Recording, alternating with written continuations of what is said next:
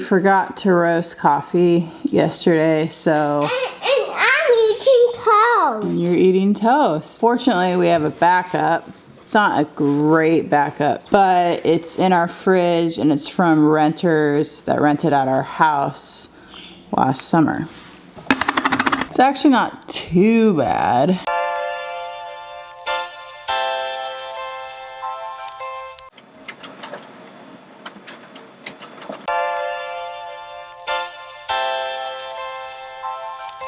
This morning we have some light reading going on with our... Okay, that's distracting. Is it horrible?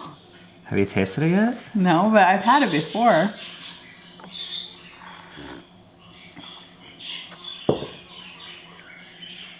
It's pretty bad. And we only have one other backup, and that coffee I think is even worse, but I'm not sure. Hey, birds! Shut up! So we have some light reading this morning of the first chapter of our book that we need to look over and read, and then we'll have a phone call later this morning talking about it. So this is the book on the Appalachian Trail, and what is it, 13 pages? I'm kind of nervous. How it usually works is I don't like starting it, but then once I get started, I'm like, oh, this isn't that bad.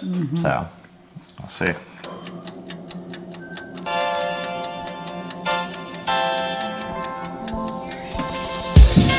Man, so it's so hard for me to like focus on the positive because all I can really focus on is like what I didn't like.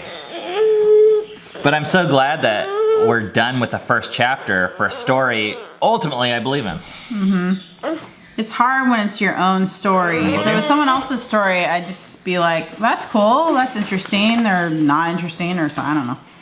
But since it's your own story, you have all your own memories and ways that you viewed it when you actually experienced it. And so another person is never going to get it completely right because they, had their own perspective, but they're hearing it from you like a memory. I don't know if we need like this much background in the first chapter. Yeah, I heard that writers, the first chapter often is the clearing of the throat. Yeah, meaning a lot of it probably doesn't even need to be there, but it like takes a while for them to feel like, okay, now I can get into it. All right, now we have a phone call where we give this feedback to our writer, just to let them know about like if the tone captures what we are really saying. And with a book, I feel like you have a lot more liberty to pick your tone. But our goal is not to recreate the tone of the video, I guess, in terms of just like, strategy. The video says one thing, and I want people that want to like go deeper to be able to have a different experience from the book, which, I mean...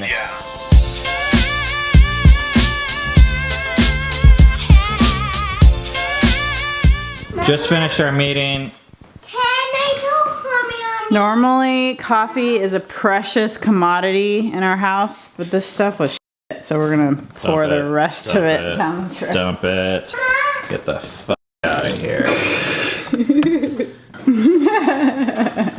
How are you guys surviving without us? Well, the house is a lot messier, if you can believe it.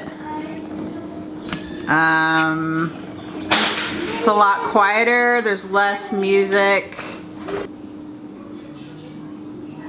I'm making chocolate cookies and it's really yummy.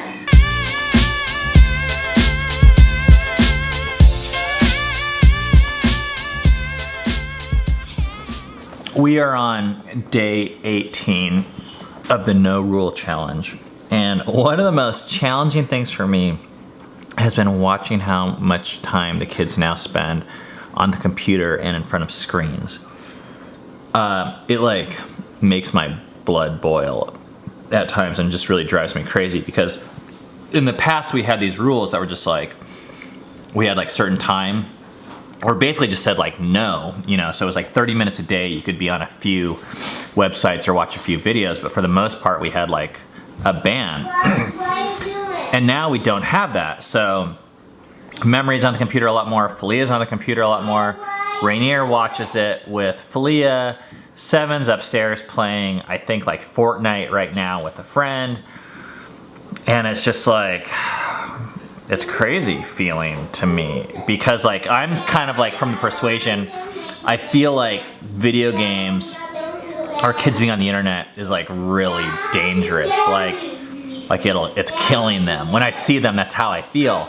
And I think there's a truth to that, but I also believe some of it is just like fear of mine. But I'm not sure like which is which or how to sort it out. I know for me, I wasn't really allowed to play video games much as a kid, but I snuck them all the time. And I don't know if my parents like ever really knew about it, but that was how I dealt with it. So in a way, I'm glad that they're doing it in front of us instead of sneaking it, but it still like sucks to watch it and feel like my kids are killing themselves.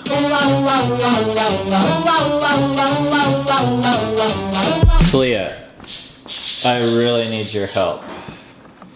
Could you do us a huge... Coffee. Yes, could you please do that? Sure. Okay, thank you.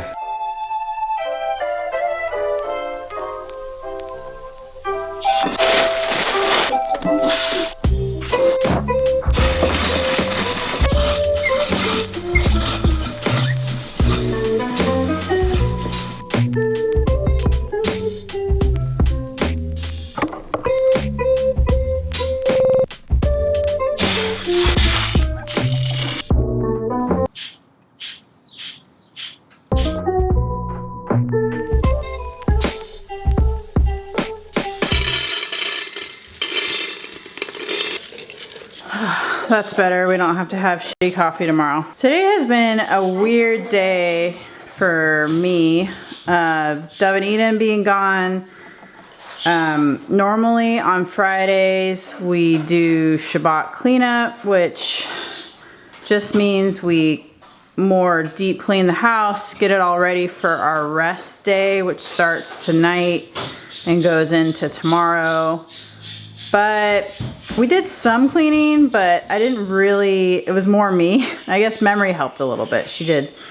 But a lot of it isn't really done the way it normally is done. Things are still kind of messy, which I don't prefer, but I'm gonna just try to roll with it today. Today it's just kind of an odd day. I was able to clean my room and my bathroom, which I feel good about.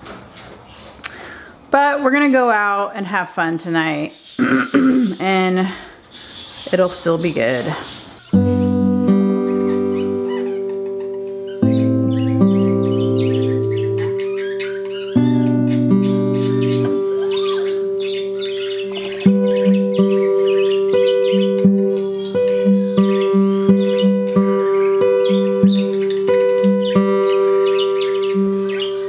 So we got 2 letters in the mail today, just now, that are like... Could not be more different from each other. How do we summarize this one? This one is like accusatory and like written to... Well, no, it's not written to make me feel like shit. But it's just like labeling, blaming, and judging. And it's from a family member. This one, on the other hand, which I would like to share with you guys, we're not ready to quite share that other one yet. There'll probably be a time for that. Is from someone named Carrie, who lives in Cincinnati, and it's 4 pages long. And she says that she's been watching our vlogs for 3 or 4 years. I'm just gonna read a few parts. There's something really helpful in watching another family do life that provides a level of insight into the realities of day-to-day living that is hard to grasp from any other media source. That's like, I love that. Because that's, you know, I think I read some other comments online today, or someone said, we've like jumped the shark with our nudity vlogs. Because like this week, we published this huge Appalachian Trail documentary, which was like our masterpiece. And then of course, like a bunch of idiots, we follow it up with like a nudist colony visit. We also like to be naked. And we thought about it, but I'm like, fuck it, that's like who we are. Like we could either like change it and twist it, but it's like, also like if people don't want to see who we are, they don't have to. But then there's other people that are like, the daily piece, which is what we put so much energy into showing people, is what helps them, and that's like why we do it every day. So the AT piece, that's like a one-off thing. I feel like this letter helps me take a breath of relief and say, oh, it's working.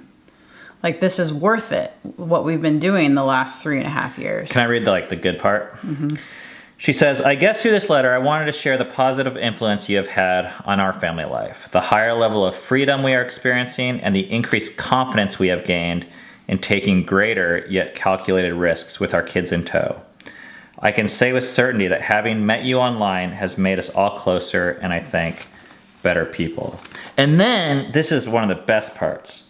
If you would ever like to share a cup of coffee at one of our shops, her husband like started this like local coffee shop called like Deeper Roots, which we've heard of and been to and had some of the coffee. Please let me know. We would love to treat you. It's like, yes, where were you this morning? Yeah. Oh, so that's our life right now, is juggling this these two different types of communications. Thank you, Carrie, for writing that. Not ready to say thank you yet to the other person, but they don't want to talk to me anyway, so no harm, no foul. We're gonna go out to dinner tonight. It's our Shabbat dinner, and it just felt good to leave because our girls are gone, and I just wanted to get out of the house because it feels kind of empty without Devin around. It does. Actually. We have an extra kid though tonight. Seven has a buddy. So Shabbat is how we rest one day a week. It's our way of just putting work aside, and I think keeping work in its place and reminding ourselves that there's something about our identity, who we are, that's much bigger and more valuable than anything that we do. And we use the term work pretty liberally. It's not just money-making things, it's actually anything that we do to feel better about ourselves or to try and feel like we're getting something done. So this could be money, or it could be even just like moral work, like trying to be a good person. And we've been doing this for a number of years, and I feel like it's not just shifted our identity, but to be more tangible, it's actually lessened our anxiety in day-to-day life, which I think is something that everyone kind of wants, I think, in our culture, is less anxiety. So it's been a positive. So we hope whatever you guys are doing that you're able to find rest from the things that push you, whether it's being a good person or whether it's making enough money or being a good mom, dad, whatever it is. Sister. And Carrie, we will be in touch about that free coffee for sure. Yeah. You can guarantee that. That'll be fun. And we'll see you guys on Monday. Shabbat Shalom.